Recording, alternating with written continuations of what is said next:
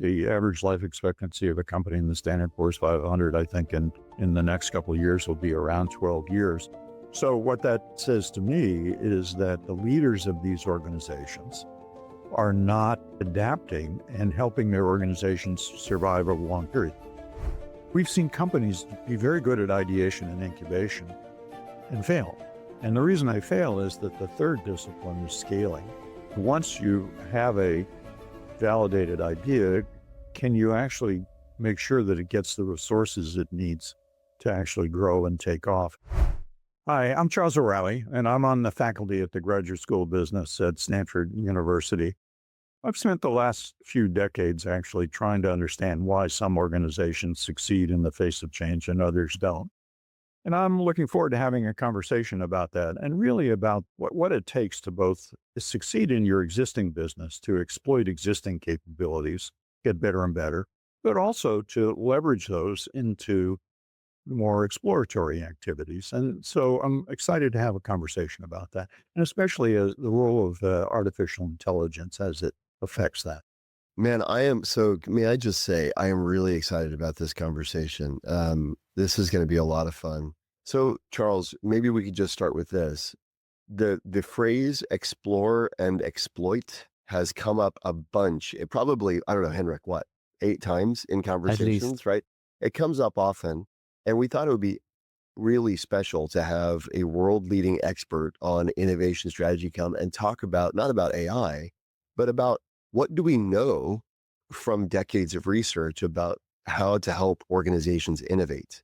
Mm-hmm. And so we're delighted to get to talk to you, and just thought maybe you could start with a brief introduction to what does it mean? What does explore exploit mean? Why is it different? And why do organizations struggle with it?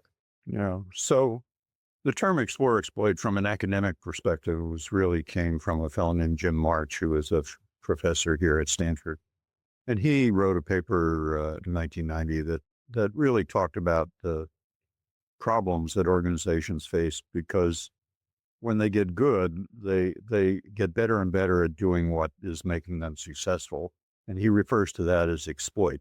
We're getting better and better at our existing customers, our existing technology, existing manufacturing. But of course, when the world changes, then it requires organizations to do very different things. And that is to look into the future, to try things, to experiment, to maybe fail, go down blind alleys, come back. And he refers to that as explore.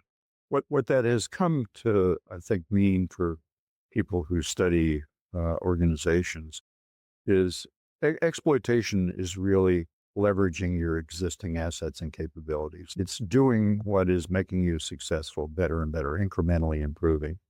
Exploration is really about what you all are experts in, which is sort of innovation and coming up with new ideas and testing new ideas. And the difficulty that organizations face is that the very things that make them successful in their mature or exploit business, the metrics, the incentives, the skill sets, the culture, the very things that help them be successful in their big mature business really work against trying the things that you need to do in a world that's changing to explore. And so that's the tension that explore and exploit captures.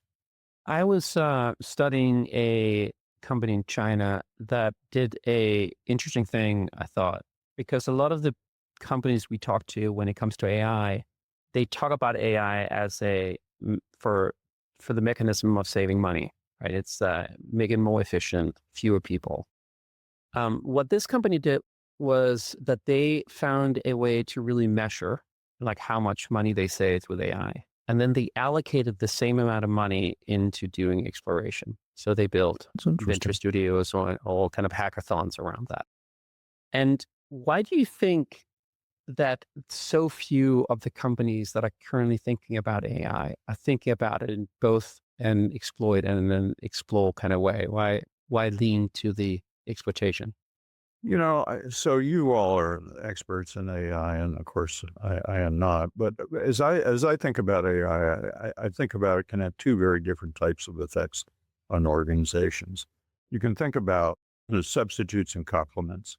That is, AI can substitute for existing processes. So if we look at, for instance, law firms or consulting firms, AI or accounting firms, AI is helping them do a lot of the work that used to be done or had to be done by people. It can be done now with AI. That is in some ways, a substitute. A complement is it helps you do things, your existing things, but it helps you do them better. And so I think many organizations, and personally as well, I don't think we quite understand whether AI is going to be a substitute or a complement. And in some instances, of course, it could be both. But the organizational response to substitutes and complements, I think, are quite different.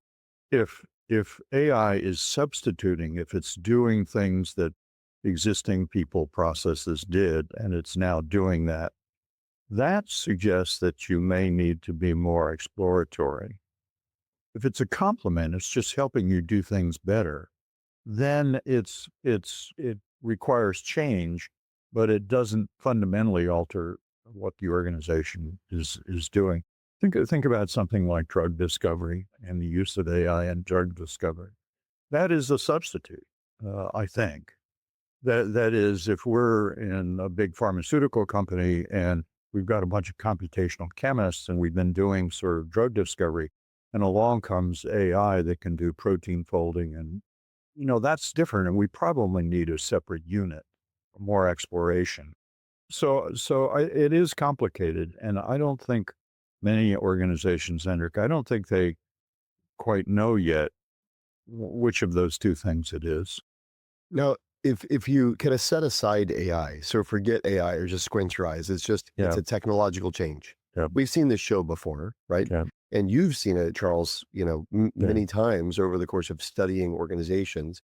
I know that adaptability is a key piece of this puzzle. Can you talk about adaptability as kind of a virtue, and how do organizations cultivate the ability to adapt to change? Yeah. So you're right. I mean, adaptability is high on the agenda of many senior managers nowadays. The way I think about adaptability is really from a cultural perspective. That is, to step back a little bit. If you think about culture not as something vague, but as a social control system in organizations, that is sort of expectations about how you have to behave to fit in and be successful. So if you think about culture as something much more manageable, concrete, then the question of adaptability becomes, well, what is a culture that would promote adaptability versus a culture that would not permit adaptability? And a culture that promotes adaptability is a culture that encourages flexibility, encourages initiative, encourages some risk taking, and by the way, has the support of those things. But it's a set of norms and expectations that say, yeah, you ought to be in your job, whatever your job is, you ought to be experimenting, you ought to be trying things, seeing if you can get better. Of course, in big, successful exploit organizations, the culture is very different. The culture is sort of incremental improvement, compliance, do things the way we've always done them. It's kind of Kaizen in the Japanese context. And so one of the problems with adaptability is, I think, if you're going to promote adaptability in an organization, then it's partly a cultural play. It's partly a leadership issue. Henrik, the Chinese company you're talking about, is very interesting. I think leadership saying, by the way, we're gonna measure this, and then we're gonna allocate resources to exploration. That's a leadership play, but it's also a cultural play. So I think adaptability is in the main cultural. I feel that Jeremy and I meet a lot of people who have an AI role in our organization. And there seemed to be a frustration sometimes from these folks, but also sometimes from the very senior management, of the lack of kind of like interest in this new technology. And I think from people across the organization, there's a little bit of like, yeah, but this is something that's really dangerous to me, because if I became really good at this, I might even be able to show that my role is not can be done with this technology. Have you seen that dynamic before? And is there like advice on how to tackle that? So that's, I think that's classic resistance to change. And it could come from AI, but it could come from lots of other things as well. And so, I mean, one of the things that happens, as you know, in organizations is I get better and better about my job and I learn how to do it. And then something comes along that says, oh, by the way, you could do your job more efficiently or in a different way. And, my identity is wrapped up in this, my livelihood, my status in the organization. So resistance to change, I think, is common for lots of reasons. And AI, I think, is just the latest thing that kind of makes people anxious about it. And, you could have a whole separate conversation about how, and there are people who study this, how you overcome resistance to change. And, there are some tools and techniques that you can use to do that. But I think, Hendrik, to answer your question directly, I think the resistance to change from AI is the same as the resistance to change for lots of things. And what have you seen as successful strategies for the organizational leadership tactics to help folks overcome this resistance? Like, do you just need new people, or is there something you can do with folks who are resistant to help them? Again, this is a little out of my expertise, but first of all, it's a leadership issue. If senior leaders are not encouraging people to try new things and do the sorts of things that Henrik talked about, then people deeper in the organization have a reason not to be enthusiastic about change. So in the first instance, I think leaders have to signal this. Um, I mean, we see senior leaders oftentimes sort of doing the things that they want other people to do. That's a very powerful. If I'm deep in an organization and I see my senior leaders trying something new, then that says to me, well, this is important and I should probably do this. If I hear them talking about, you ought to be trying new things, but I don't see it, then it's harder for me to do that. So I think being explicit about managing change is important, and senior leaders designing programs to implement change.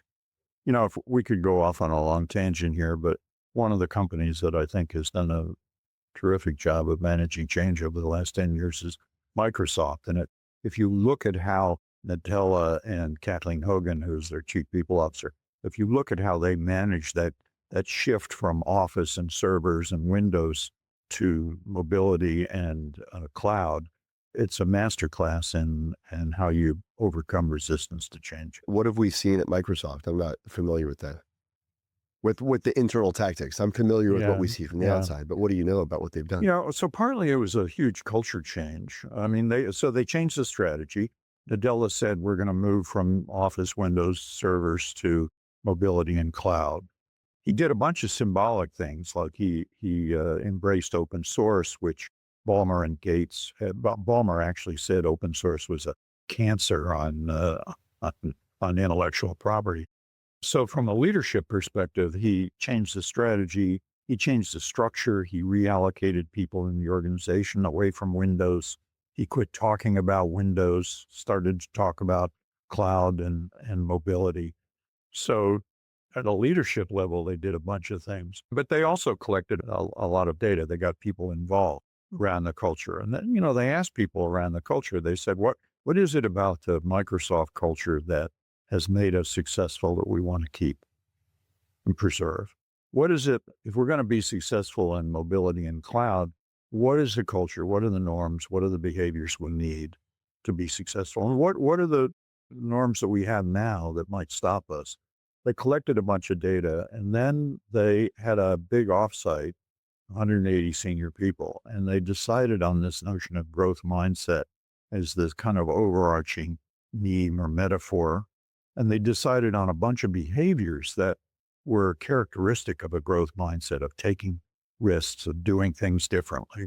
And then what they did, which I find quite remarkable, is Kathleen Hogan, their chief people officer, she put together a little training program that helped managers at different levels think about what growth mindset was, what the behaviors are, how they can implement it. They trained 27,000 managers. They drove it into the organization. They changed the performance management system. They changed the training system. It's really a complete transformation, which, by the way, we're now writing cases on some Japanese companies that are transforming themselves. And we're seeing a very similar sort of approach to how you overcome resistance to change with some of these successful Japanese companies. Do you think that resistance to change is really the headline for why companies increasingly, not growing? I mean, like I've read this thing about how in the 60s, a company would be in the Fortune 500 for 67 years, and now it's 18, expect to be 12. Is that changing? Is that the thing that they're not able to do? Yeah, I mean, that's one of the clear indicators of why some organizations are not adapting. I mean, you're right. The average life expectancy of a company in the Standard & Poor's 500, I think, in the next couple of years will be around 12 years. And so if you think about what that means is previous great companies are becoming less and less relevant, or they're being replaced by other companies, or in some cases, they're actually going bankrupt. And we see the rate of bankruptcies is increasing around the world. The rate of bankruptcies is increasing. So what that says to me is that the leaders of these organizations are not adapting and helping their organizations survive over a long period. Now, of course, there could be some organizations where, they don't have the skills and assets, and they probably ought to go out of business. But most organizations have assets and capabilities that if they were smart, they could apply to in these new ways and move into growth markets. That's the core of what we talk about when we talk about ambidexterity, the ability to explore and exploit. It's the ability of leaders to compete in your existing business with the alignment that it takes to do that, but to simultaneously leverage assets and capabilities into new growth areas. And for me, those are the most interesting companies. If we look at the different methods for doing the exploration, we talked a little bit about the Chinese company that took kind of newfound gains for the AI and put it into hackathons. We mentioned Microsoft's that really understood how to change a culture. I know that you spent some time on Cisco. My understanding there is that they were very good of basically investing into staff members that then spun out and created something, and then they bought a lot of them back at one point. And then to go in the completely different end, you have the SEAL team in the US that report straight to the president, and you have the new foundational models that sold themselves as research laboratory. And so if we think of that structures define the outcomes, and that we need architectural new kind of concepts for us to figure out how we go from being exploiting companies to exploratory companies, what would you suggest to people who sit and are trying to kind of pick a path? If that is kind of just a little bit of the Palais. So that's a big question. So to go on a slight tangent, as Jeremy knows, we had the privilege of working with Jeremy and others over in the design school for years now with some of the executive programs that we run. And that really triggered in me because I saw how powerful their design thinking could be. And it really triggered in me, ideation, coming up with new ideas is very important. And, there are methodologies like open innovation, design thinking, CBC, hackathons. There are a bunch of methodologies to do that. But that's not enough. I mean, you have to be able to take these ideas that look promising and validate them. And that's what we call incubation. And, again, we have methodologies to do that. I mean, you, Henrik, you know about this with venture studios. We have Lean Startup. We have a business model canvas. We have a bunch of ways of doing that. And we've seen companies be very good at ideation and incubation and fail. And the reason they fail is that the third discipline is scaling. That is, once you have a validated idea, can you actually make sure that it gets the resources it needs to actually grow and take off? And we've seen that in our experience. That's where many organizations fail, because when the time comes to begin to shift assets and capabilities from existing profitable but perhaps declining businesses into new growth businesses, that's where leaders often get very nervous because it affects profitability and the like. So it's the scaling part, I think, that makes a difference. And in order to scale, especially when you have substitutes, you have to have separate organizations. Because if you try to do it within the existing organization, it inevitably gets crushed by the weight of the existing. Let me give you an old SAP example. So we had a chance to study SAP back in early 2000s. What SAP at the time realized was that the global market for their big, $20-30 million enterprise resource planning systems was flat and going to decline. And so the CEO at the time said, we got to get into growth markets. And the growth market was small and medium-sized business. That was a software as a service play. And they had a good product or a reasonable product for that market, but they didn't set that up separately. And they tried to run it with a cross-functional team within the big functional organization.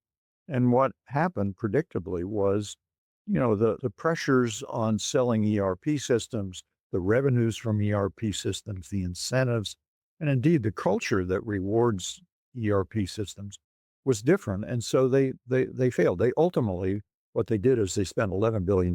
They made a bunch of acquisitions to get into this software as a service business. They're doing fine at it today, but they failed basically because they didn't set up a separate business. And that's the pattern we see. Most companies, I mean, you all have experience at this. Most companies, I think today, understand the importance of ideation and incubation, and they understand how to do it. And they often invest in it. The trick is to really scale. I very much echo that. As I mentioned offline, I wrote a book called The Acorn Method about our experience in building corporate incubation. And I think exactly what you just said was often the issue. We could incubate businesses and get them to $1 million or $2 or $5 million in run rate revenue. And then I think iconically, you would go down to the CFO and saying, I'd like another $10 million to scale this. And they would like, and for this non-profitable thing that you want to take money off my balance sheet, right. like, no way. Exactly and so right. that what we call the A-round crunch was really very easy to do in the venture world, but very complicated to do in the corporate world. Yeah, exactly right. Exactly right. We saw a couple companies, one big American company and one big German company came up with, they did the ideation incubation. They came up with potentially really interesting products. They did the ideation incubation. Then they moved them into the existing lines of business units. And exactly what you said, Henrik, when the time came to say, well, okay, if we're going to scale this, we need more resources. And the big business owners looked at it and they said, well, wait a minute, that's a lower margin business. It's not clear that we're going to get the returns on it. If I take that same money and I invest in my existing business, yes, it's under pressure. Yes, it's declining, but I can squeeze out margins and I can make my numbers.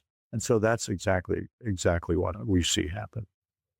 Have we, I don't know, this could be a dead end, but have we studied NVIDIA, Charles? The scale of their growth and the kinds of new businesses. I mean, I heard they have I can't even think what the business is. They've got a new business that's doing, $40 billion or something. It's kind of come out of nowhere, right? Do we have any sense for what the mechanisms are, or what the expectations are within NVIDIA to drive that kind of growth at that kind of scale? Yeah, short answer is no. I mean, we've had some people from NVIDIA come in and talk to classes, and they're clearly very successful. They've got huge amounts of resources. I'm always, not to take anything away from NVIDIA, but I'm always skeptical when companies have huge resources. They can do lots of things and they can try lots of experiments. That it just allows them to do things that other companies can't. I'm not sure that's sustainable over the long term. I mean, once the profits return to normal levels, now you're back into the dynamic that we've been talking about. For me, the company that is, in some sense, the the best example of a company that has figured out how to do explore and exploit is Amazon. Amazon, if you think about what Amazon has done, they're 1994, one employee, zero revenues. This year, they're going to be $700+ billion and 1.5 million employees. And if you look at how they've done that, and they're on all these businesses. I mean, they sell everything online, but they're also in movie production. They're in healthcare. They're in satellites. They're in autonomous driving. They're in, all sorts of things. And they have a process that constantly allows people to come up with new ideas.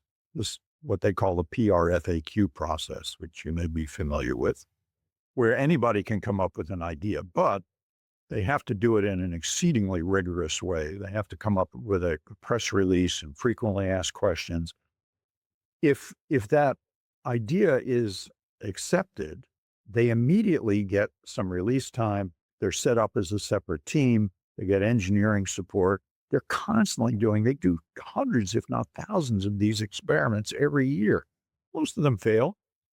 Oh, that's okay, because they're small. I mean, Bezos says, and I think he's exactly right, ideation and incubation are cheap, especially for big organizations. Small teams of people doing experiments, not very expensive.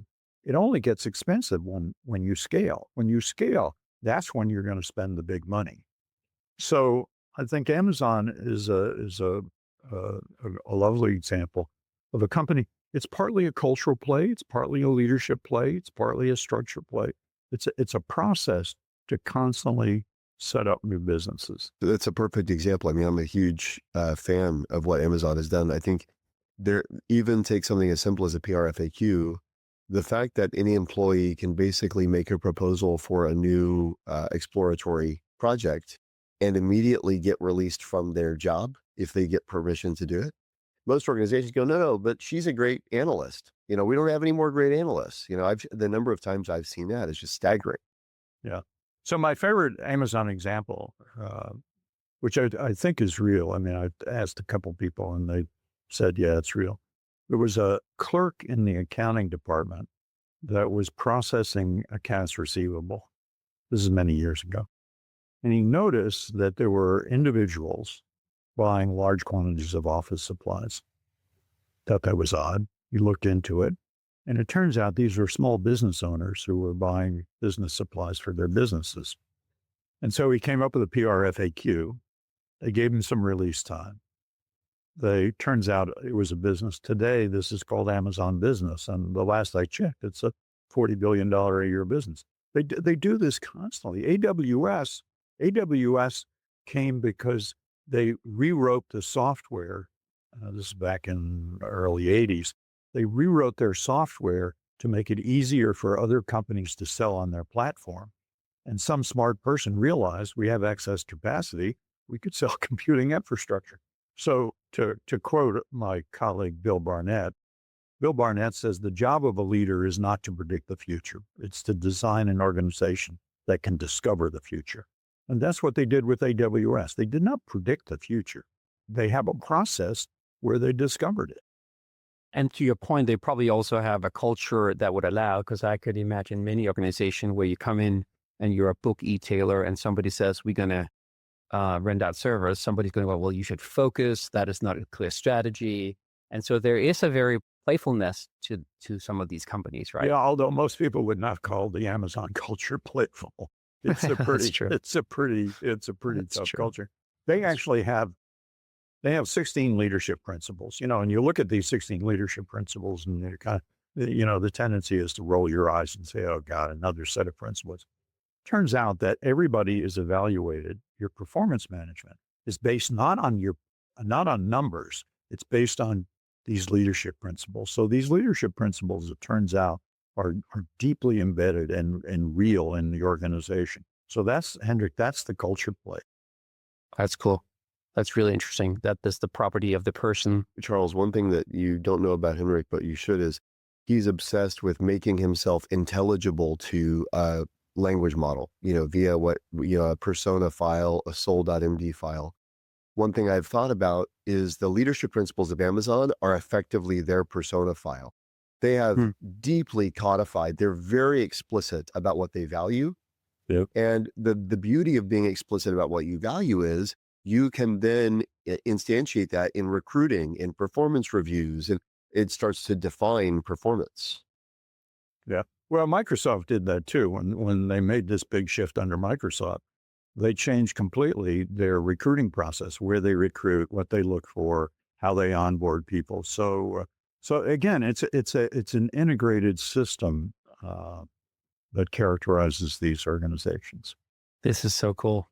I'm going to totally take their principles and then apply them to my, I have different agents that I do work with. And I've tried now to have the agents nudge me towards things that I would prefer. Like, so my principle and values for sure. But I think Yeah. I might try to become more Amazonian. I had a question for you in the, obviously with somebody who's done so much research, it's always interesting to hear where kind of your perspective had changed over the last 40 years. What would be something you thought when you kind of started out that you've seen since kind of changed your mind on? I hope I changed my mind on a lot of things. No, I'm not sure my wife would agree with that, but I hope that's true. Um, I think when I started out, so as Jeremy knows, my background is in the military. So I was a career Army officer for a while before I became an academic.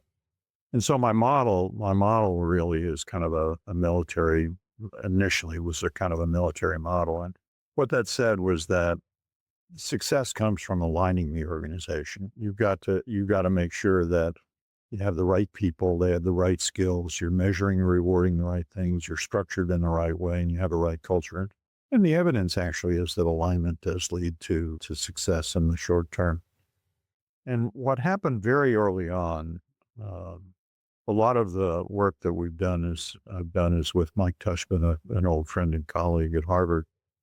Mike and I were working with some companies. Actually, you all are too young to remember these companies, but companies like Syntex and Memorex and Data General, they were actually successful companies, and they failed. And it really shocked me because from a young faculty member's perspective, I thought that they had this great alignment. I thought they should be successful.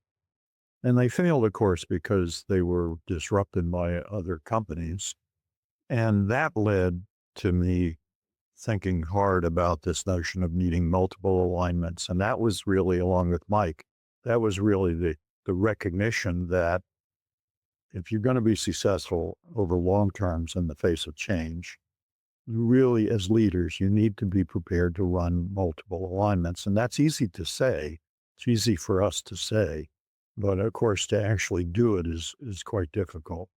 And so that was a big shift in my thinking.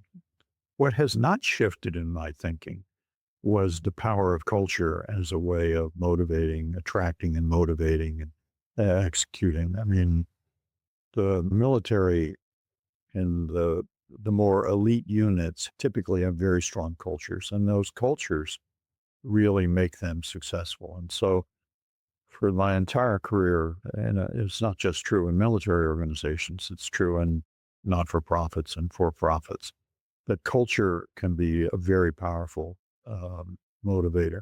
So that has not changed.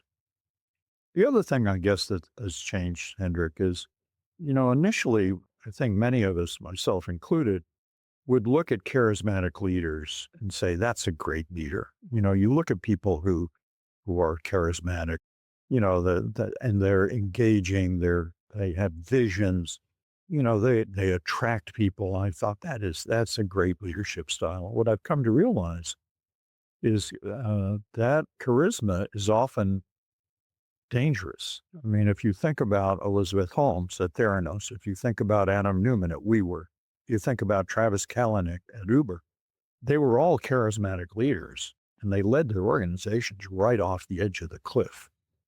So this notion of charisma as a positive thing, I think I've changed my view about that. I think charisma can be quite dangerous.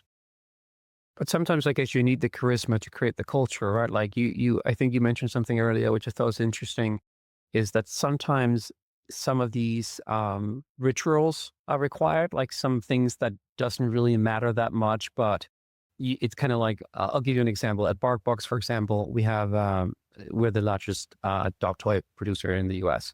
And I had this rule I called ban the bone. And that was because I thought when somebody created a design and they used a paw print or a bone, it was just lazy, right? It's the first thing you think of.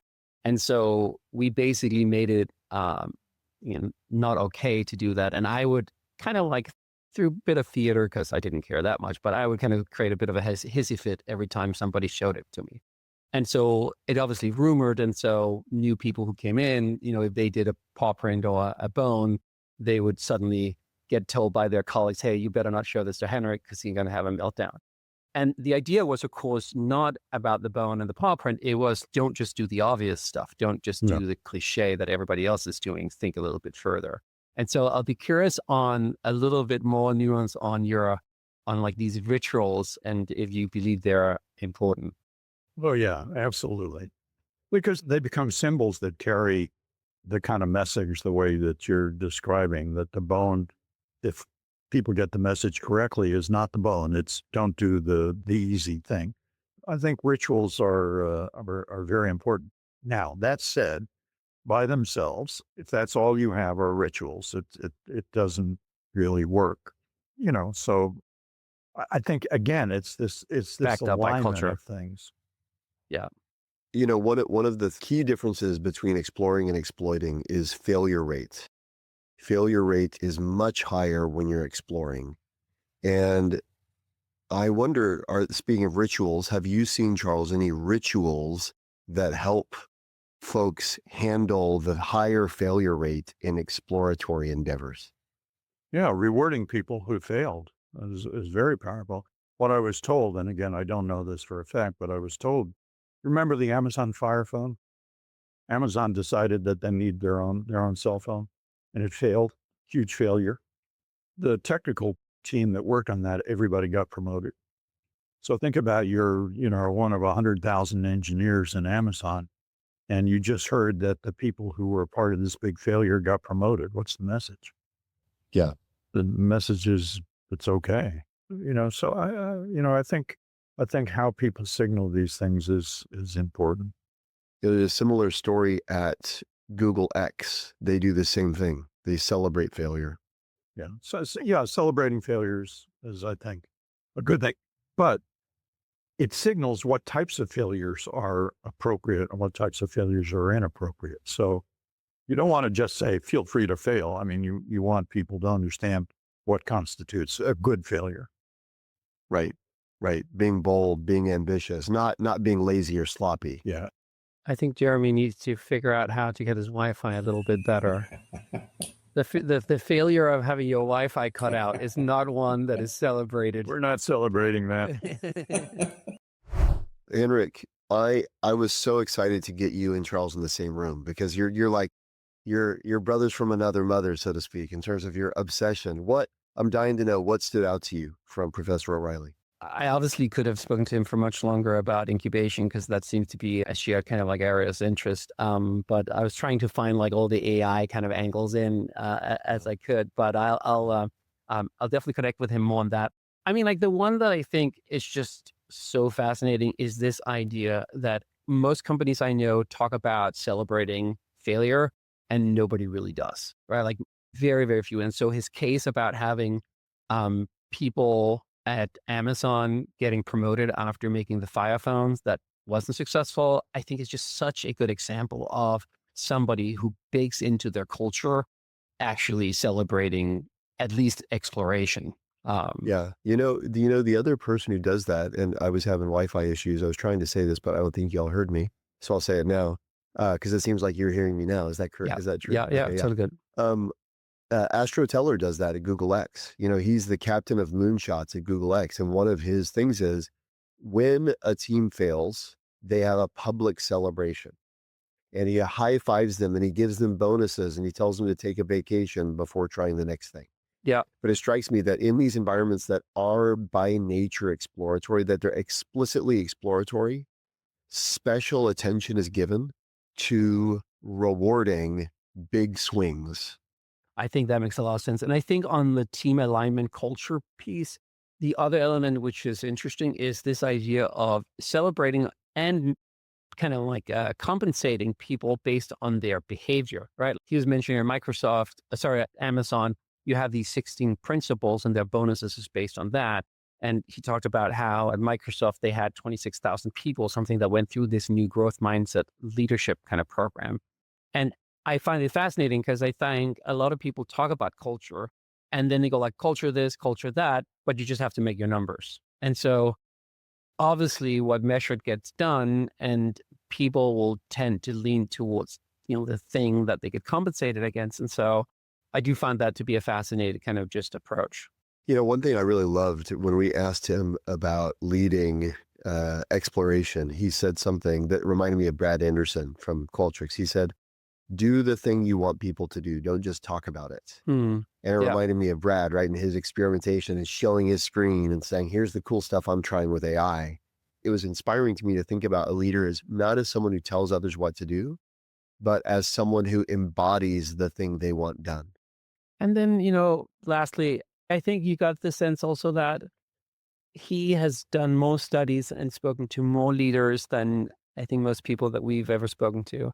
And yet his message is also like, this is complicated. This is not trivial. Like these things have nuance. It's not just about making a ritual here and then not backing it up against with culture or like with what you measure and these other things. And so it's a very kind of holistic package of thing you have to do, which obviously makes it more difficult, but also I think makes it more understandable that more people are not doing it.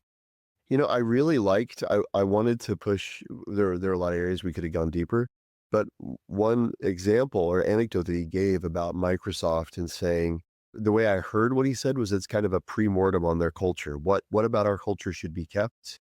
What should be nurtured and what should go away? I think is a really fabulous conversation for leadership teams. He mentioned that they did that survey, 180 senior most leaders, but to talk about what is, given the changes that are afoot, what about our culture serves this new world? And what about our culture is actually hindering us moving forward? I wonder whether having that kind of conversation on a rolling basis would actually be quite helpful to it. Or as the world is changing, there's a high likelihood that some things that we find that we do normally, we should stop doing.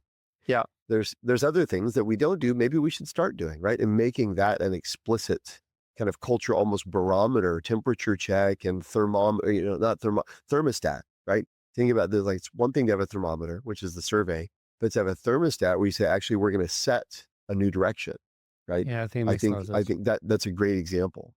It's a little bit, I think, what Bryce did over at Moderna, right? Like he was talking about how some of the first thing he did was really understand where were people and then kind of like changing the temperature, as it were, around that. Awesome. Anything else? What is Bryce's statement? Never, don't think until you listen, or never think before you listen, or something like that. I thought that's a beautiful phrase that stuck with me. I didn't pay attention.